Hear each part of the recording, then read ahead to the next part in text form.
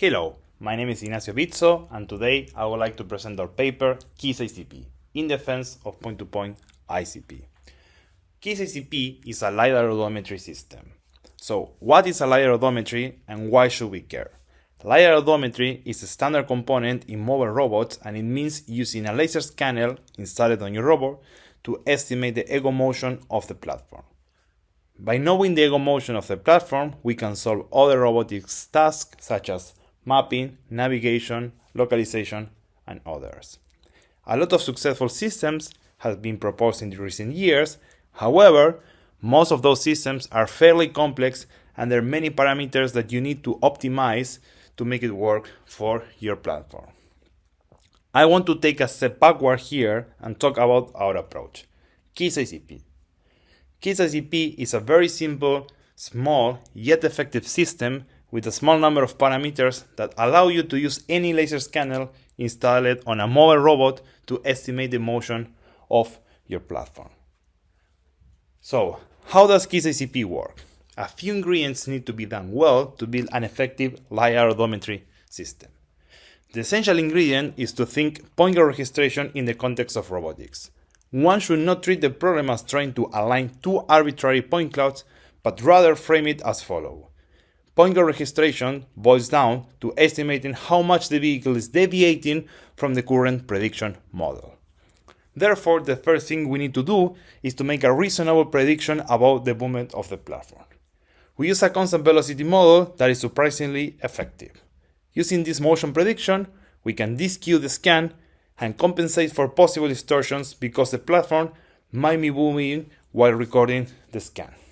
After applying the motion prediction to the input scan, we subsample the point cloud using a regular voxel grid.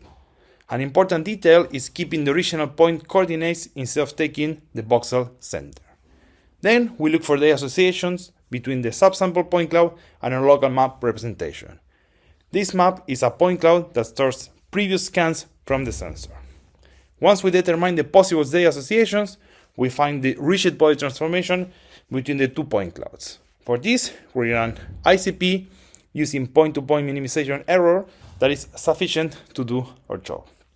Lastly, with the new determined pose, we update the local map. I would like now to illustrate some of these ingredients with a real-world example. So this is our initial setup. As you see, the 2 point clouds are actually not aligned, and the first thing we want to do is to apply our prediction model. In our case, we choose the constant velocity model. But as you can see here on the top left part of the figure, there is a prediction error, mainly because a robot is accelerating. So this constant velocity model is failing, and this is what we want to correct with ICP. For doing this, we will find the associations that we can actually use to find a local minima and optimize it by doing a least squared ICP using point-to-point metric. After we do the correction step, we can actually estimate the final pose of the robot and therefore have an estimate on the ego motion of the vehicle. Turns out that KISS ICP is the second best open source approach on the KITT benchmark dataset. In conclusion, so we show with our paper, KISS ICP, that point-to-point ICP is most of the time working better than a feature-based ICP method. Our approach also works at sensor frame rate, which actually allows you to deploy it on a real robot. And furthermore, we provide support for Python, C++, ROS1, and ROS2. That's it. Thank you very much for your attention, and I would like to show you a small video showing some qualitative results of our approach.